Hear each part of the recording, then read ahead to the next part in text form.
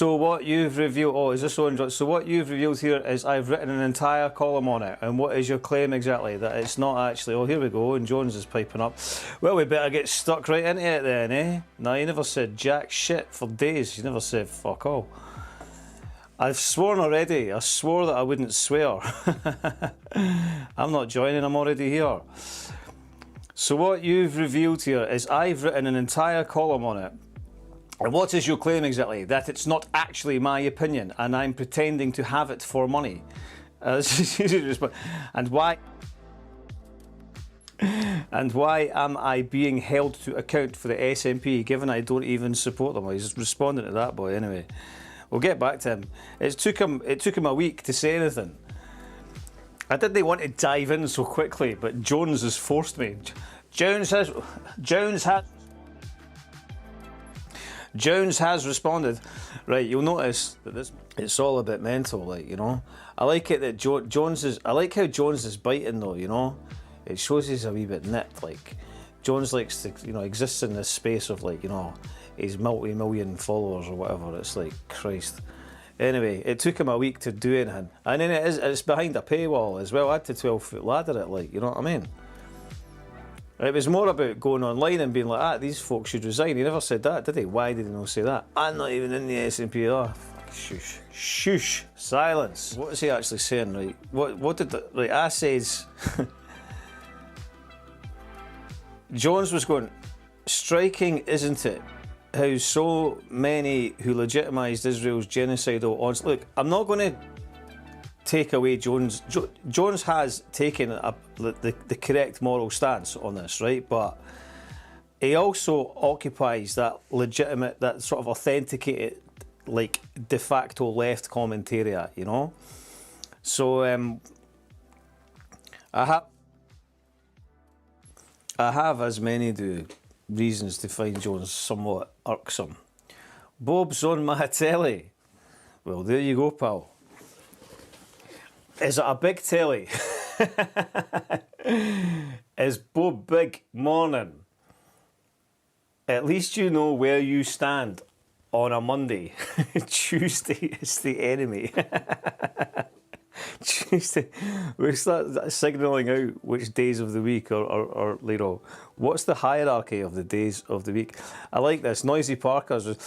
I do like this, right? Where, you know, you start some shenanigans on X or Twitter and then other people start chipping in. And this is what X lost, or this is what Twitter lost. It's returning a bit. For everyone that's critical of Musk's acquisition of the platform, you know, there's a whole load of us who are like, actually, despite the madness that exists on it, it has rekindled some of its old fire, you know, because it had become an incredibly neutered and anodyne space, which is why all the liberals are flaking out and whatnot, and, like, you know, claiming that they're leaving and all the rest of it. They're not going anywhere. I'm going to Mastodon. Aye, so yeah. You can find me on Sky Blue. No, you can't. Nobody's on Sky Blue. Nobody will find you there. Me. What's going on? Parker. Right, Parker goes, let's have a look at it. Parker goes, right, I was going, have you uttered so much as a glottal stop in regards to the disgraceful behaviour of Angus Robertson and John Swinney, right? Because he hadn't said jack, but we were ribbing him, and then all of a sudden, so when did he write that column? On Saturday? Is that Saturday? It must have been Saturday he published it. So we've obviously had like a whole week of this, right? And finally Owen Jones pops up, like, you know. I won't try and do an Owen Jones voice. So what you've revealed here is I've written an entire column on it. And what is your claim exactly? That it's not actually my opinion and I'm pretending to have it for money. And why am I being held to account for the SNP given I don't even support them? It's not an opinion you've publicly expressed without being paid for it, or that's been expressed behind a paywall, or that's been expressed behind a paywall. What? Maybe I need to finish this cup of coffee before I get me to it. But and it's that it's not actually my opinion. It's not an opinion you've publicly expressed without being paid for it, or that's been expressed by. But right, it is behind a paywall though, right? And not just any paywall. The National's paywall, which is just like, oh, here's an article. I might like to read this article. Oh wait, I'm getting advertised about stuff. Okay, right. Owen Jones has written an article. Oh, what's this? Subscribe now for that. That's what a fantastic read that was. Scintillating. Take it. Look at this. Why? What is this? How is this a newspaper? This is nothing to do with the news, right? What a load of pish. This was a wee image that I made this morning. That's why I was running a wee bit late, actually. I made this for Angus. There we go. I thought, in honour of Angus's commitment to the Zionists, we should make it clear exactly whose interests that he's working in the interests of, like, you know. There we go. Minister for Genocide. Is Robertson still on a job? Probably. Mason, for those of you who were unaware, Mason's like a jakey twat from Ouija Land who on Friday night, obviously after a few whiskies, was getting a bit. But they're all compromised by Zionist cash, right? How many members of the Scottish, how many MSPs in the Scottish Parliament haven't taken money from the Israel lobby? That would be a question. I'd like to see the answer to that. But Mason basically said on Friday night, he said that it wasn't a genocide that the Israelis were committing, because if it was a genocide, they would have killed 10 times as many people as they've killed, which is an absolutely abhorrent thing to say, obviously. And then he was making these kind of crass comparisons about the IRA and all this kind of stuff, like proper loonball stuff, you know. But this gave Swinney and Robertson a kind of an unexpected life raft, in my opinion. So they suddenly kind of attention was thrown onto Mason, and by Saturday morning they had the whip removed. But despite having the whip removed, he's doubled down and he's basically unrepentant, and he's still saying the same thing. So we see here that John Mason has said he completely stands by the tweet he made about Gaza, which saw him lose the SNP whip over the weekend. The MSP had published a series of posts in which he denied a genocide was taking place. Mason is now providing right, Mason was going to resign anyway. This was his last sort of hooray anyway, so he was just there till 26 anyway. He's made his dollar, he's got his pension, all this. He doesn't give a toss, and that much is clear. So I now reckon the fact that Mason's doubling down, I think he's now doing that to assist Robertson and Swinney. I think he's become the fall guy, and they're like, right, John, you just keep saying this, and you take all the flack away from the fact that we were having haggis suppers with the Israelis and not telling anyone about it, like, you know. So Mason has become a kind of political fall guy, and he doesn't even care, probably. You know, they've probably said, right, we'll fling you a few extra quid for going away for your leave and do or whatever. And that's how that's being dealt with. Meanwhile, Flynn, I don't think, has said anything, and Swinney and Robertson also very little, if anything at all. Aye, he's the scapegoat now, yeah, without a doubt.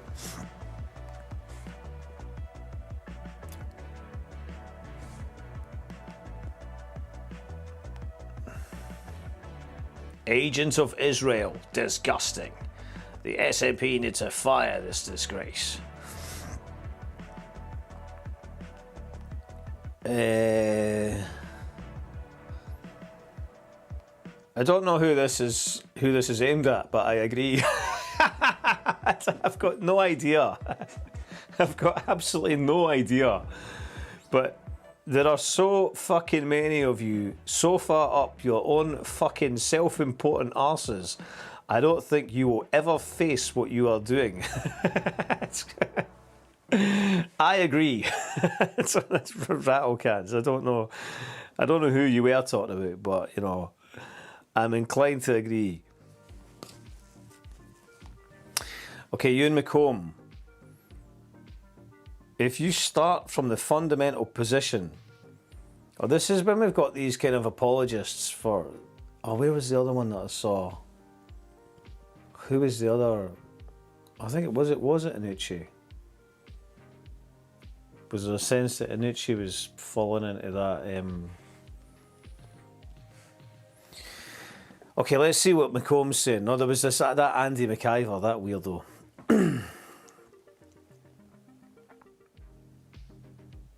Was just heartwarming to see Ian Blackford getting stuck into Mason. I tell you what,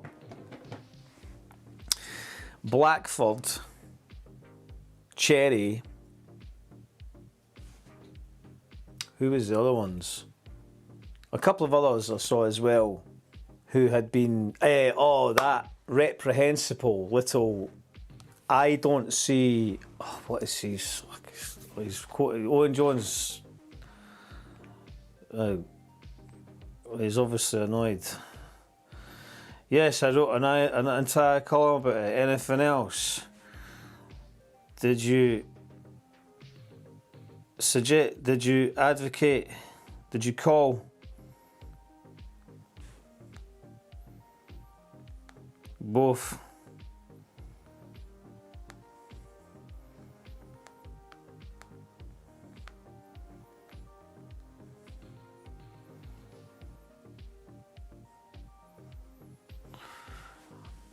Yes, I wrote an entire column about it. Anything else? Oh, well done, Owen. It only took you a week.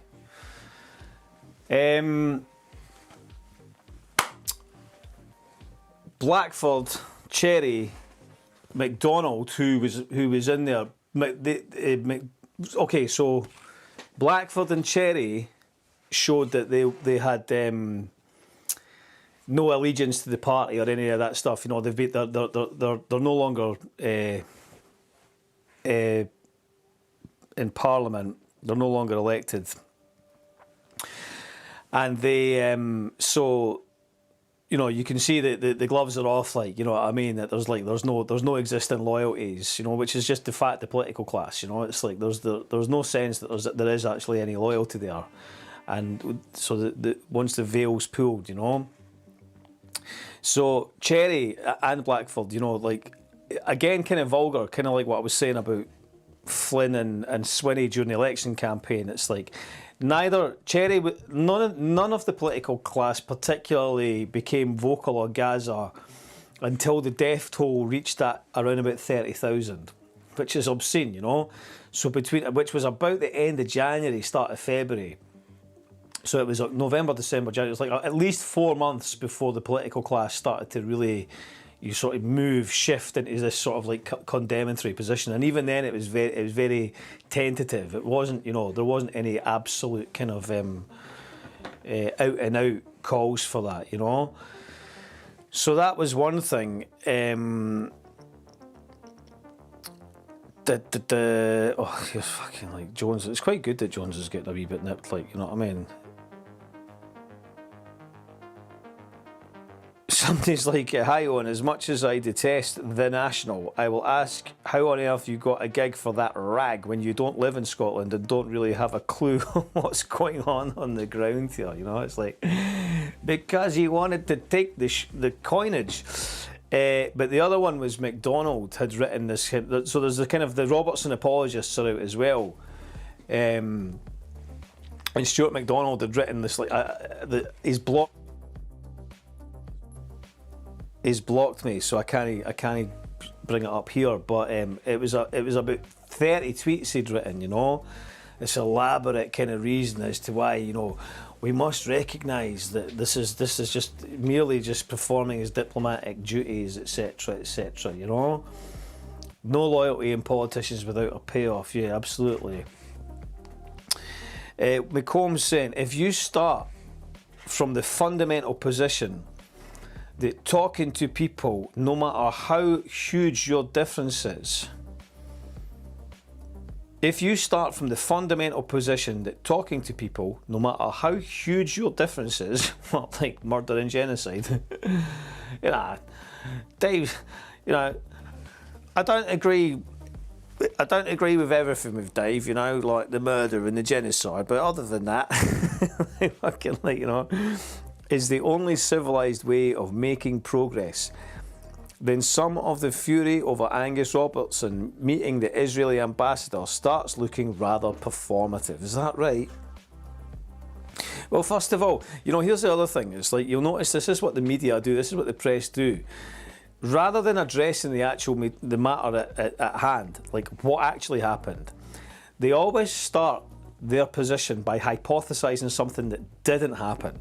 This is like a common sort of aspect of contemporary discourse.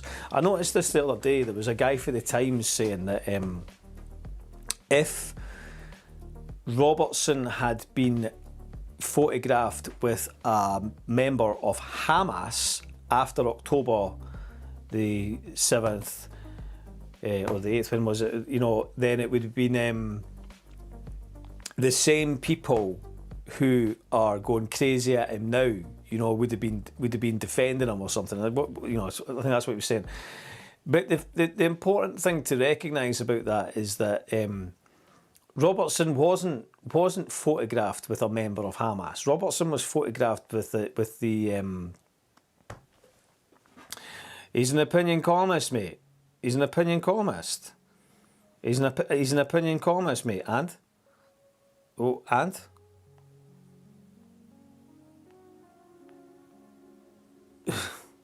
fucking and mate. I hate it when people are all overly familiar with like that. Even I think that was to Noisy Parker, but I never really like that. They're all just gagging for a seat in Holyrood now. Have they spoken to any Russians, seeing as speaking to people is all of a sudden so essential? Excellent point, Ian. Excellent point. All of these people, excellent point. If they'd gone and spoken to somebody to do with Putin's regime, they would all be crying blue murder. Perfect point. As if he's fooling us into thinking Robertson was trying to broker a peace deal. That is the ultimate nonsense, isn't it? 39 in here. 39 in here. Hit the like button. Like and subscribe. I never say it. Like and subscribe. Subscribe to Discontent. You are obliged now.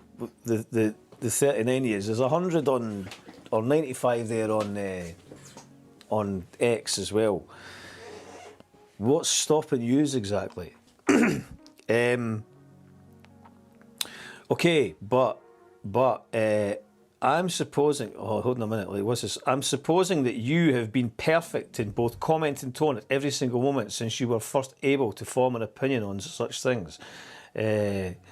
Absolutely. Right, fucking shut up, you Rajies.